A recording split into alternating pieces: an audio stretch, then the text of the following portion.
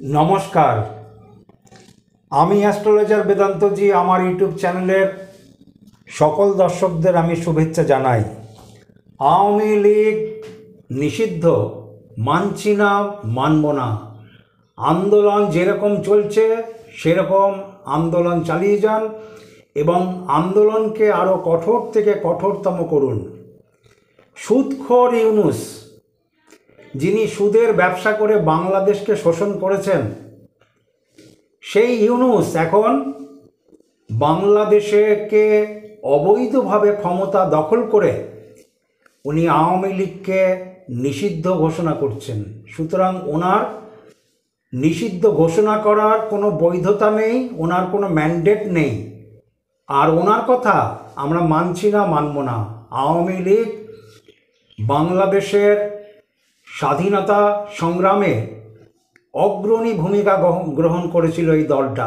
সুতরাং আওয়ামী লীগের শিকড় অত্যন্ত গভীরে। এই দলকে কিন্তু কখনোই নিষিদ্ধ করা অর্থাৎ এই দলকে শিকড় থেকে উঠিয়ে ফেলা যাবে না। আওয়ামী লীগ সংগ্রামের মধ্যে দিয়ে বাংলাদেশে প্রতিষ্ঠা হয়েছে এবং আওয়ামী লীগ আছে, আওয়ামী লীগ থাকবে। এক ভয়ঙ্কর বক্তব্য দিলেন এবং সঙ্গে বাংলাদেশের শান্তিপ্রিয় মানুষ এবং আওয়ামী লীগের নেতা কর্মীদের কঠোর নির্দেশ দিলেন যে আপনারা আন্দোলন চালিয়ে যান। ওনার এই কথাতে হবে নাকি? ওনার কি নিষিদ্ধ করার কোনো রাইট আছে? উনি তো নিজেই অবৈধ।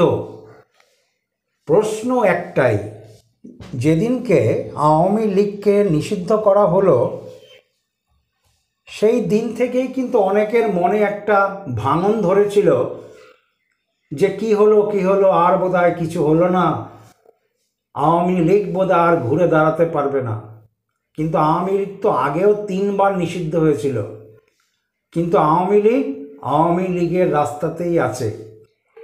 আজকের এক ভয়ঙ্কর বক্তব্য এবং নির্দেশের মধ্য দিয়ে শেখ হাসিনা সেইটাকে সম্পূর্ণভাবে বুঝিয়ে দিল, আমরা আছি, আমরা ছিলাম, আমরা থাকব।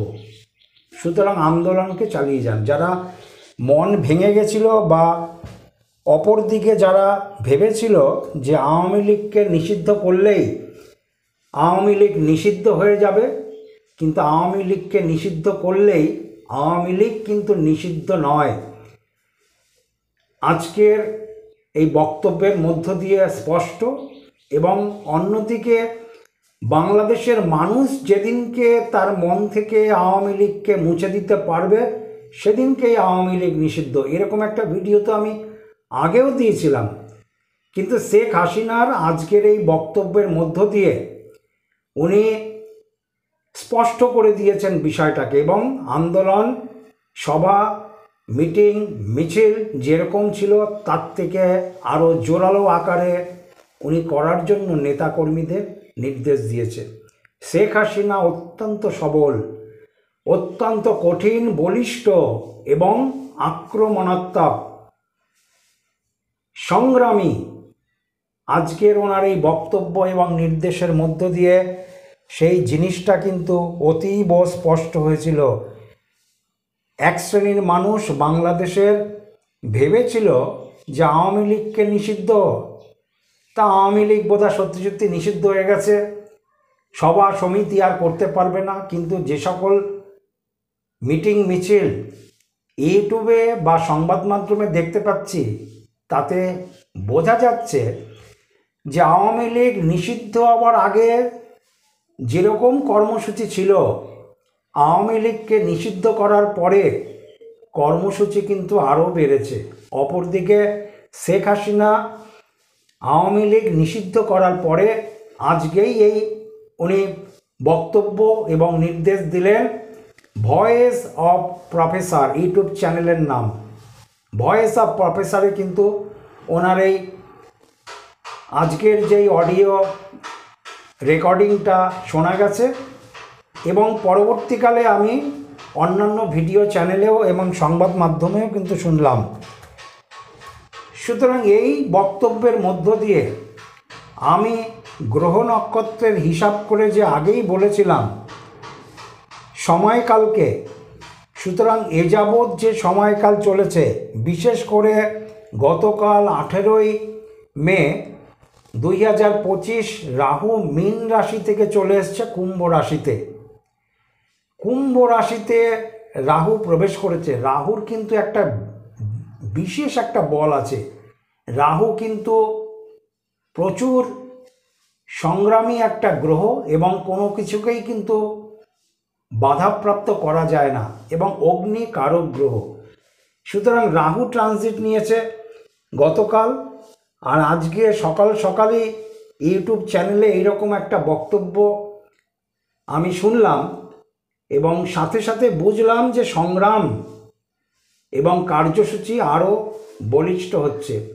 মহাকাশে যে গ্রহ নক্ষত্রের অবস্থান, তাতে একটা জায়গা কিন্তু স্পষ্ট, বাংলাদেশের যে ল্যাটিটিউড লঙ্গিটিউড আছে, সেই ল্যাটিটিউডে গ্রহ নক্ষত্রগুলির যে ডিগ্রিটা, সেই ডিগ্রির যে পরিবর্তন, তাতে আমি বুঝতে পারি বাংলাদেশ যে কোনো সময়কাল কিন্তু চলেছে, যে কোনো সময় বড় কিছু রেজাল্ট কিন্তু আসতে পারে, সম্ভাবনা কিন্তু প্রবল। এবং আওয়ামী লীগের এই সকল যে কর্মসূচি, সে কর্মসূচি কিন্তু ক্রমশই বাড়বে। আমার গণনা অনুযায়ী আওয়ামী লীগের কর্মসূচি ক্রমশই বাড়বে। কর্মসূচির দুটো জায়গা থেকে অবস্থান, এক হলো চতুর্থ আর এক হলো দশম। দশমপতি শনি 12 নম্বর ঘরে রয়ে গেছে কিন্তু, এবং রাহু ট্রানজিট নিলেও শনি রাহুর এই যে একটা বিভেদ, রাহু তো অপোজিট দিকে পূর্ণ দৃষ্টি দেয়, সুতরাং রাহু ট্রানজিট নিয়েও লাভ হয়নি। রাহু কিন্তু শনির ওপরে 12 নম্বর ঘরে পূর্ণ দৃষ্টি রাখছে, সুতরাং এফেক্টটা বেশি হচ্ছে 12 নম্বর ঘর। 12 নম্বর ঘরে কি আছে? শনি আছে। কালপুরুষের গণনা অনুযায়ী শনি কত নম্বর ঘরের মালিক? 10 নম্বর ঘরের মালিক আর 11 নম্বর ঘরের মালিক, অর্থাৎ কর্মের মালিক এবং আয়ের মালিক। সুতরাং বাংলাদেশে এর মধ্যেই চাকরি সংক্রান্ত কোনো বিষয় নিয়ে কিন্তু আন্দোলন আসতে পারে। চাকরি সংক্রান্ত, চাকরিজীবীদের চাকরির দাবিতে আন্দোলন কিন্তু প্রখর হতে পারে। আর চতুর্থ ঘরটা দিয়ে তো এডুকেশনে সর্বত্র বোঝায়, সুতরাং চতুর্থ ঘরে মঙ্গল নিচস্থ অবস্থাতে আছে, সুতরাং এডুকেশনের ডিপার্টমেন্টটাও কিন্তু অত্যন্ত অসহায় হয়ে আছে। ফলে এডুকেশন সেক্টর থেকে আন্দোলন আরও চলবে। ইতিমধ্যেই তো জগন্নাথ বিশ্ববিদ্যালয় বা অন্যান্য বিশ্ববিদ্যালয়ের আন্দোলন দেখা গেছে। সাথে সাথে যেহেতু কর্মপতি এবং আয়পতি 12 নম্বর ঘরে রাহুর পূর্ণ দৃষ্টিতে অবস্থান করছে এবং সেখানে শুক্রও আছে, ফলে এই সময়কালে নতুন করে বাংলাদেশে চাকরির দাবিতে, মনে রাখবেন, চাকরির দাবিতে নতুন করে আন্দোলন শুরু হতে পারে। চাকরির দাবিতে চাকরি স্থায়ী করতে লাগবে, চাকরি পার্মানেন্ট করতে লাগবে, অথবা চাকরিতে নিয়োগ করতে লাগবে। এত সিট খালি আছে, সেই সকল জায়গাতে চাকরি দিতে লাগবে। এরকম একটা কর্ম বিষয়ক বিষয় নিয়ে কিন্তু আন্দোলন আসার সম্ভাবনা আছে। এছাড়া যারা চাকরিজীবী আছেন তাদের কোনো সুযোগ সুবিধা, অর্থাৎ চাকরিজীবীদের সুযোগ সুবিধা আরও বৃদ্ধি করার জন্য সাথে সাথে আন্দোলন কিন্তু আসতে পারে এই রকম ধরনের। অর্থাৎ চাকরি সংক্রান্ত, কর্ম সংক্রান্ত বিষয় নিয়ে বাংলাদেশের মাটিতে আন্দোলন আসার সম্ভাবনা আছে। এবং জল এবং আগুন, এই দুটো বিষয়ে কিন্তু সাবধান, কেননা জলরাশিতে অগ্নি কারক গ্রহ মঙ্গল অবস্থান করছে। যে কোনো সরকারি আবাসন, সরকারি অফিসে অথবা অন্যান্য কোনো জায়গায় বড় অগ্নিসংযোগের ঘটনা ঘটতে পারে, অথবা জল সংক্রান্ত বিষয় নিয়ে কোনো নতুন করে সমস্যা দেখা দিতে পারে। সুতরাং এই সমস্যা দীর্ঘায়িত হওয়ার বিষয় আছে। এক হলো জল, এক হলো আগুন। কেন বলছি? 4 নম্বর ঘরটাতে অর্থাৎ জলরাশিতে অগ্নি কারগ্রহ মঙ্গল এখনও 19 ডিগ্রি সবেমাত্র ক্রস করছে, থাকবে আরও 15 দিন। সুতরাং এই সময়কাল অনেকটাই ভয়াবহতা। এছাড়াও মঙ্গল যখন ট্রানজিট নেবে সিংহ রাশিতে, সেই সময় কিন্তু মঙ্গল এবং রাহু 180 ডিগ্রির মধ্যে আসবে সমসপ্তমে, সেক্ষেত্রেও কিন্তু সমস্যা আরও বাড়বে। সুতরাং বাংলাদেশের ল্যাটিটিউড লঙ্গিটিউডকে হিসাব করে এবং সাথে সাথে বাংলাদেশের যে সকল রাজনৈতিক কর্মকাণ্ড সেইগুলিকে যদি আমি একত্রিত করি, তাহলে আমি বলতে পারবো বড় কিছু সমস্যার দিকে এগোচ্ছে। এবং সমস্যাগুলি কোন দিকে সেটা কিন্তু আপনাদেরকে আমি জানিয়েছি। এছাড়াও 4 নম্বর ঘর দিয়ে জমি, সীমানা ইত্যাদি কিন্তু বোঝানো হয়। সুতরাং জমি সংক্রান্ত বিষয়, সীমানা সংক্রান্ত বিষয়, যেহেতু 4 নম্বর ঘরটা দুর্বল হয়ে রয়েছে, এরকম কিন্তু কোনো বিষয় অত্যন্ত জোরালো হতে পারে এই সময়কালে। কেননা এই সময়কালটা বিশেষ করে মার্চ থেকে যেটা আরম্ভ হয়েছে, ক্রমশ 2025-এর মার্চ থেকে গ্রহ নক্ষত্রগুলো যেই দিকে অবস্থান নিচ্ছে, সেই অবস্থান অনুযায়ী আমি বলতে পারি যে এই সময়কালে কিন্তু এইগুলো দেখা দেবে।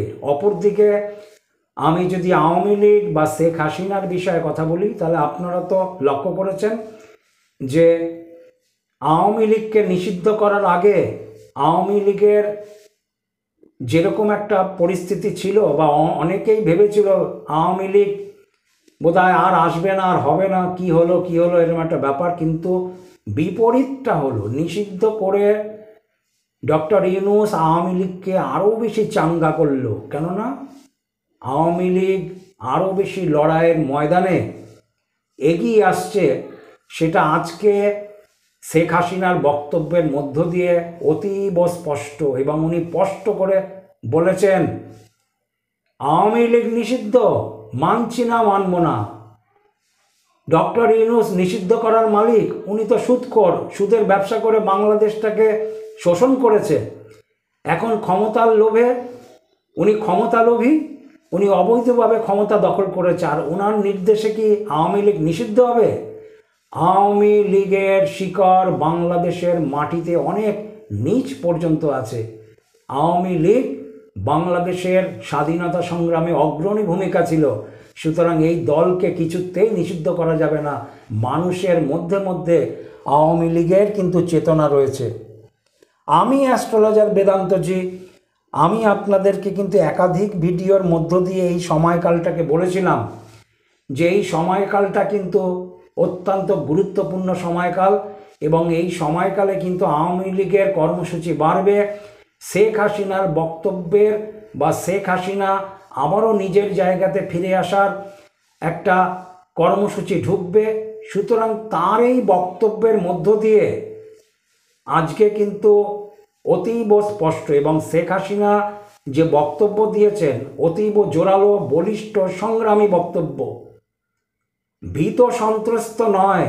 যারা ভেবেছিল একটার পর একটা আওয়ামী লীগের নিষিদ্ধ, আওয়ামী লীগের কর্মসূচি নিষিদ্ধ ইত্যাদি ইত্যাদি, আওয়ামী লীগকে ক্রমশ যে ছাটকাট করা আরম্ভ করেছিল, এই যে কর্মসূচিটা তাদের ছিল, এই কর্মসূচিটা প্রকৃতপক্ষে পদক্ষেপটা ভুল হয়ে গেছে। পদক্ষেপ কিন্তু ভুল হয়েছে। এবং যেহেতু সময়কাল ভালো, যেহেতু সময়কালটা সাপোর্টিংয়ের মধ্যে আছে, আমি বলতে পারো বাংলাদেশে আমি যে সকল বিষয়গুলি আপনাদেরকে ভবিষ্যৎবাণী দিলাম, এই সকল বিষয়গুলির ওপরে কিন্তু কর্মসূচি প্রবলভাবে আসতে পারে। বাংলাদেশের কিন্তু আন্দোলন প্রবল বাড়তে পারে, এবং সেটা কিন্তু অত্যন্ত ভয়াবহ জায়গাতে পৌঁছতে পারে, যেটা 5 আগস্টের আন্দোলনকেও ছাড়িয়ে যাবে। সম্ভাবনা কিন্তু সেই দিকেই বলছে। 2025 চলছে এবং মার্চ মাস কাউন্টিং হয়ে গেছে, ফলে সময়কাল কিন্তু সেটা বলছে। নমস্কার, সবাই ভালো থাকবেন। চ্যানেলকে সাবস্ক্রাইব করুন, শেয়ার করুন, চ্যানেলকে লাইক করুন এবং পরবর্তী ভিডিও যাতে আপনার চ্যানেলে গিয়ে পৌঁছায় তার জন্য অল নোটিফিকেশান করে বেল আইকনকে প্রেস করে রাখুন।